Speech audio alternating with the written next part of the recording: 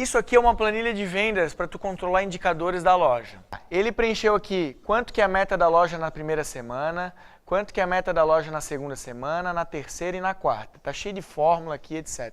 Não é isso que eu quero que vocês prestem atenção. Isso aqui chegou à conclusão que a meta da loja é 180 mil. Legal? Legal. Eu defini as metas de indicadores, porque a gente tem que ter meta de indicador, baseado já no que vem acontecendo na nossa loja. Então a gente definiu que a meta de indicador de preço médio da loja vai ser 200 pila. Isso aqui é a meta daquela loja que a gente falou antes, que a gente tá, aqueles vendedores que a gente tratou antes. 200 reais, o PA tem que ser 2 como meta e 50% de taxa de conversão. A hora que eu lanço 5 vendedores, a planilha já calcula o quanto que cada um tem que vender por dia, baseado no indicador. Então esse fulano aqui, que a gente vai lançar o nome dele aqui, ó, João. Tá vendo? O João já sabe que ele vai ter que vender, para atingir a meta dele, que ficou em 36 mil reais. Estão vendo ali? A meta ficou em 36 mil reais aqui, ó. Certo? Bacana. Ele já divide a meta diária, ó. Então o João já sabe que nesse dia ele vai ter que atender 7, converter 4, porque é o que a gente quer de taxa de conversão, vender 7 peças, R$ 1.428. Aí terminou o dia, ele vai lá e preenche. Ó, eu atendi 8 cara, vendi para 5, vendi 8 peças, R$ 1.600. Aí tu vai lá, o gerente preenche isso aqui todo dia, dura 5 minutos para preencher. E aqui ele já bota aqui pra gente, ó. Que o cara fez 171 acima da meta, 28 acima da 2, 114 abaixo da 3. O entre parênteses é negativo. E aqui já nos diz todos os indicadores aqui, produtividade e performance, ó. Ele atendeu mais cliente que a meta diária, converteu mais cliente que a meta diária. O PA dele ficou abaixo, porque o nosso PA, que a gente queria 2 peças por atendimento, ele acabou fazendo 1,6 peças por atendimento. O VA, que é o ticket médio, ficou abaixo do que a gente queria, porém, valor financeiro acima e volume de peças acima. Quer dizer, ele faturou mais do que a gente queria, os indicadores eram um pouquinho abaixo, mas por quê? Porque ele converteu um cliente a mais que a gente precisava por dia. Então, um dos indicadores ficou maior, a gente queria 4 clientes no dia, ele atendeu 5, um a mais. Então, esse indicador ficou acima. Os outros 2 ficaram abaixo, ainda assim a gente conseguiu um valor financeiro maior. Entendeu? Os indicadores vão formar o resultado. E quais são os indicadores? Quantos clientes tu vai converter por dia? Quantas peças tu vai vender para cada cliente? Qual o preço médio de cada produto? Na maioria das cidades do interior, funciona um negócio chamado condicional ou consignado, o vulgo conde. Tá? O que acontece com esse conde? Esse conde, como crediário, ele tem o pró e o contra. Qual que é o pró dele? Tu vai vender mais, porque tu está indo na casa do cliente, atender como ele precisa, entregar a roupinha lá para ele comprar. E, ao mesmo tempo, ele é ruim, porque ele tira a roupinha de dentro da loja e aí chega aquela moça que iria gastar 10 mil e não tem o produtinho dentro da loja. Legal? Então tá bem claro, pró e contra. Conde é um artifício para a gente vender mais. Só que às vezes a gente está forçando demais a venda do conde para o cliente que não quer. E a gente tem que verificar o retorno desse conde. Porque às vezes a gente tem meta de condicional, mas não tem meta de retorno de condicional. Daí a equipe faz por fazer. Então, o que eu quero dizer com isso? Que a gente tem que mandar para quem quer conde, mas não tem tempo. Certo? A pessoa que tem que receber é aquela que não tem tempo, mas ela quer comprar. Então ela passa rapidinho na tua loja e pega, ou tu vai na casa, mas não aquela forçada que o cara mal te responde no WhatsApp e tu vai lá e entrega uma sacola. Ok, isso faz toda a diferença. Porque quando o cara quer comprar, ele geralmente te devolve rápido a roupa. Porque ele tem o desejo de consumo, ele quer provar logo, quer comprar, ele só não tinha tempo de ir na tua loja. Ele vai levar 2, 3 dias no máximo para provar a roupa. Se ele não quer comprar, aquela roupa vai ficar lá no sofá dele um tempo, jogada, e tu vai ter que ficar forçando ele. Então, é fundamental essa decisão. E aí o que acontece? Se o conde volta em 2 dias, tu lança ele aqui na hora que ele volta. Como um cliente atendido que foi convertido ou não. Normal. Entendeu? Tu mandou a sacola na terça. Na quinta a sacola voltou. Não comprou. Tu vai lançar como um cliente atendido não convertido. Na quinta? Claro, no dia que voltou. Só que o grande segredo é a gente começar a diminuir o tempo de condicional na casa do cliente. Para no máximo 2 dias. No máximo. E o que acontece? Isso é mais um paradigma que tem que ser quebrado com os clientes, educando-os aos poucos. Não, quando eu falo aqui, eu dou ênfase no que eu acho que é para ser o que funciona. Mas eu sei que há um processo para chegar lá. Só que nós já vivenciamos esse processo na loja de Criciúma lá. Nós chegamos lá, a nossa venda era 80% crediário e 80% no consignado. E eu entreguei 60% no consignado, 64% no condicional. Mesmo tendo uma loja no shopping. O que me fez, estrategicamente, diminuir o número de vendedores e botar um motoboy. Estrategicamente. A nossa era a loja que menos tinha vendedores na rede. Eram 3 vendedores, com faturamento de mais de 100 mil. Sabe? Aí tu tinha loja em Tubarão, comprou de Criciúma, falou, mas como assim? Eu tenho mais vendedor em Tubarão que Criciúma vende mais. Assim, não, claro, as minhas vendem tudo na rua. Contratei um motoboy. Claro. Exatamente. Só que isso não me impediu de dar uma forçadinha e fazer os condes voltarem em 2 dias. Claro. E aí, quando a tua loja dá movimento sexta e sábado, o teu limite de receber o conde de volta é quinta. Ou seja, tu faz conde segunda e terça, recebe na quinta. Sexta e sábado o produto tem que estar na loja. O fato do cliente não devolver o produto é pelo motivo de que ele não tem desejo de consumo naquilo ali. Ou porque ele está muito mal acostumado. E o costume a gente vai acostumando. Nós, ficamos a manhã inteira falando de mudança. A gente não pode ter medo de mudança. Vocês viram o vídeo. Se vocês não estão convencidos de que tem que mudar e educar os clientes, eu vou passar de novo aquele vídeo da corda. E vocês vão de novo ficar sofrendo na cadeira. Não, aquele vídeo é muito tenso, né? E tem gente que assiste as 2 horas do filme, né? Como é que consegue? Enfim. Então, esse processo tem que ser mudado. Tu tem que ir educando os clientes, senão eles vão dizer o que fazer a tua loja, do início ao fim. Legal? Bacana. Então, decisivo, o cliente tem que ter o desejo de consumo no produto. Não empurrem o condicional por empurrar. E ele vai ser contabilizado no retorno. Beleza? Por isso que assim, como é muita loja de interior, faz a metinha semanal que tá legal. Loja de shopping tem que ser diário, né? Tem que ser diário. Sabe que loja de shopping, dependendo da operação, é por hora, né? São gráficos. Dependendo da operação de varejo de shopping, tu tá num shopping em Morumbi. O teu custo de ocupação é 58 mil reais entre aluguel e condomínio. Tu tens 100 metros quadrados. A eficiência do teu metro quadrado tem que estar 100% a todo tempo. Senão não tem nem espaço para expor. E o troço... Por isso que o que eles querem no shopping? Eles querem eliminar t-shirt e vender vestido. E quando querem vender polo, é tudo empilhado até o teto, para ocupar espaço no teto. Porque aquele metro ali precisa rentabilizar o tempo todo. Então ali dos shoppings que vem essa história de eficiência toda. O que eu quero dizer com isso? Para vocês terem uma equipe motivada, vocês precisam que essas 6 condições para motivar estejam, pelo menos 3, 4 delas, muito bem alinhadas. E quais são elas? Primeiro, perfil conectado com a função. Legal.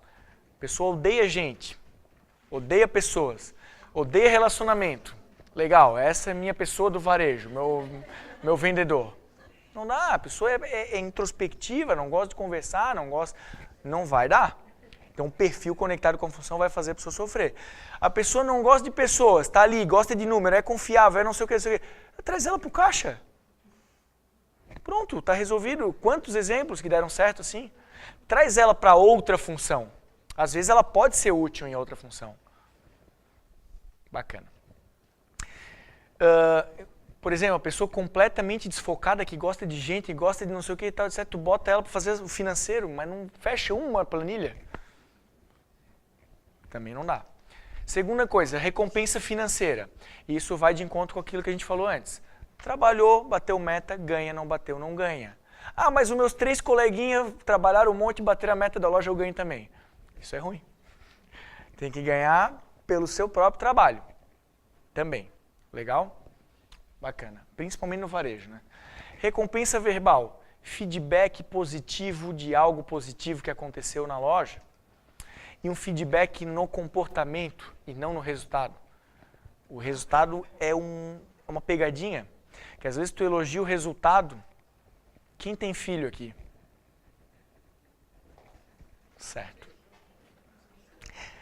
Aí tu vai lá, filha, pô, filhão, tirou 10, parabéns, tá aqui, ó, ganhou tantos reais, tal, ganhou, pô, parabéns, tu é muito inteligente, tal, não sei o quê.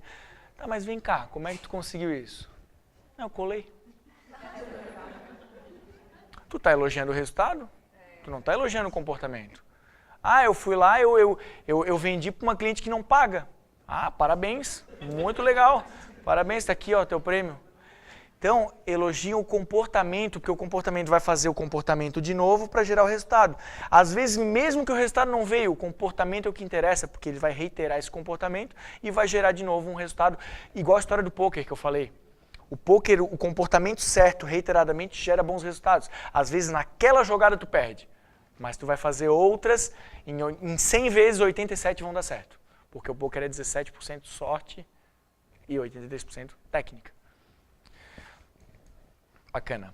Empatia com a liderança, ou seja, a equipe tem que se identificar com a liderança, seja por admiração, seja por qualquer coisa.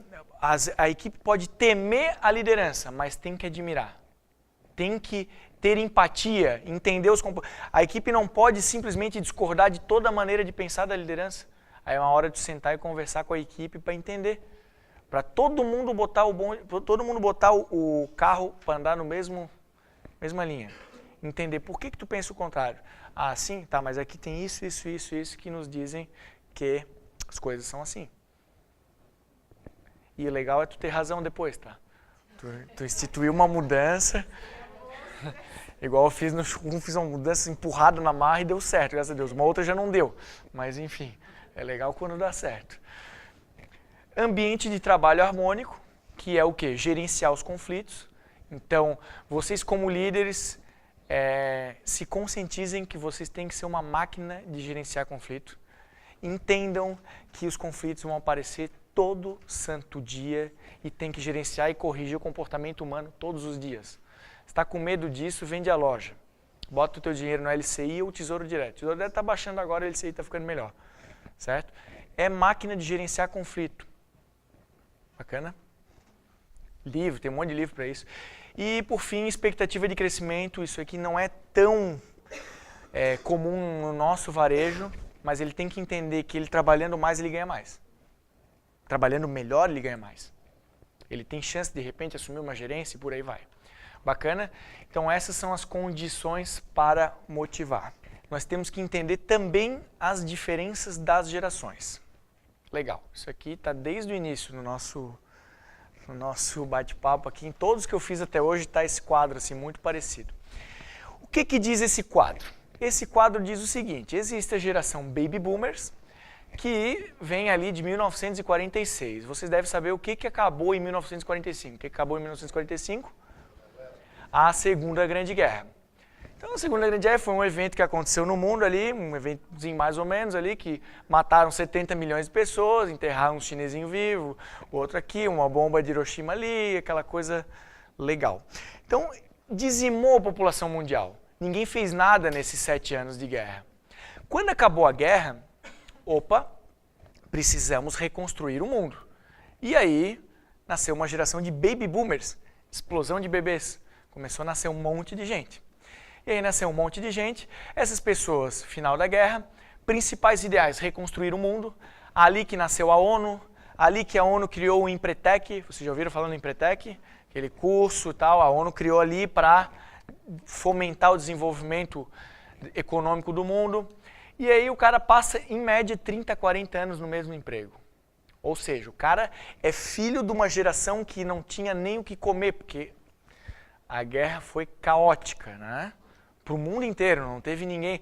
Eu tava vendo os documentários, tem combate nas Filipinas, combate aqui no Uruguai, o cara chegou com o navio, um caos generalizado, né? Bacana. E aí em 64 encerra essa geração, em 65 entra a geração X. Quem é da geração X? 65 a 78. Legal. Essa geração é o seguinte, o que aconteceu em 64 no Brasil?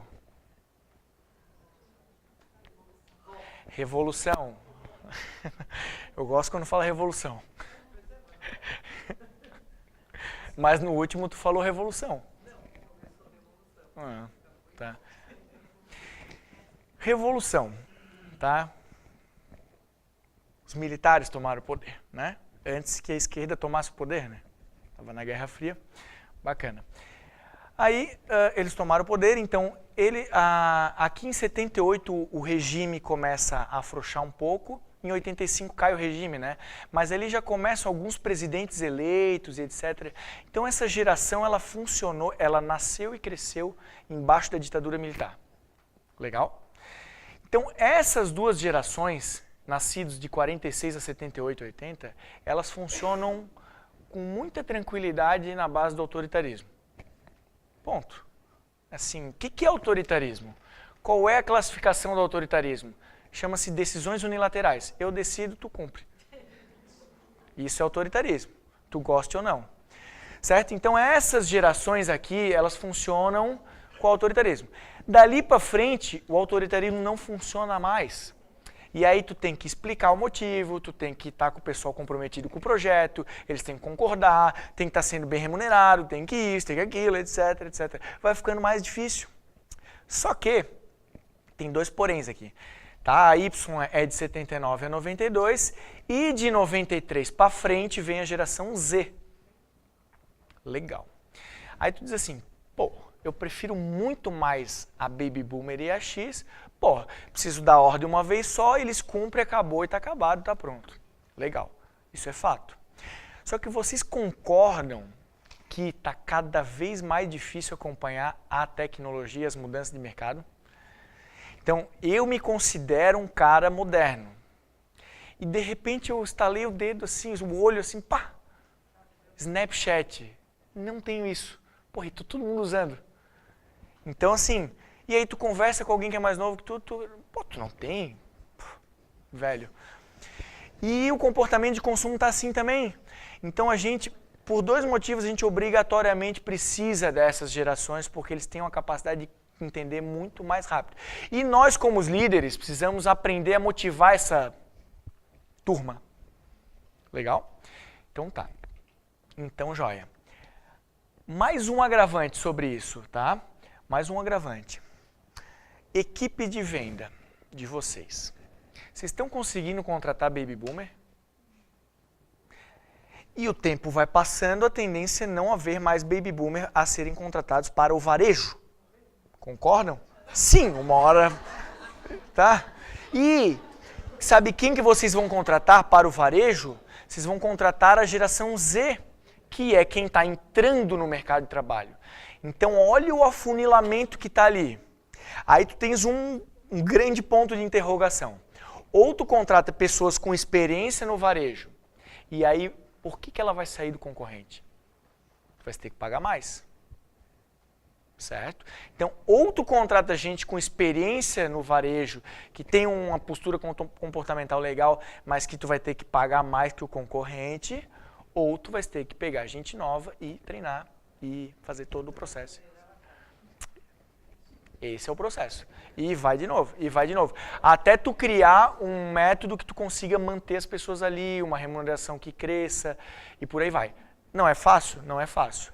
Mas é importante entender isso. Tem que pagar mais. Não tem. O grande segredo, eu não estou dando a fórmula mágica. Eu estou dando subsídios para vocês analisarem a operação de vocês. Vocês precisam botar para dentro e botar na balança o que vale mais. Tem um amigo meu que tem restaurante ali, ele falou assim, eu vou pagar mais e vou manter o cara o ano todo aqui, porque chega no verão, abre os beach club em Jurerê, todo mundo migra. Depois ele fica perdendo faturamento no verão, aí volta os caras. Pô, fechou um pacote com os caras lá já para trabalhar o ano todo, e os caras pararam de migrar. E aí o custo dele treinar e perder faturamento no verão era mais barato do que era mais caro do que pagar mais. Então tu tem que botar no papel e analisar o que tu vai fazer. Eu só estou colocando para vocês que assim, os novos vendedores serão da geração Z e essa geração ela vai ficar 3 anos na tua loja. Então tu vai ter que criar métodos de segurar isso ou manter os que estão aqui numa estrutura de funcionar bem e premiar legal e ter uma dinâmica de mudança. É complicado, certo?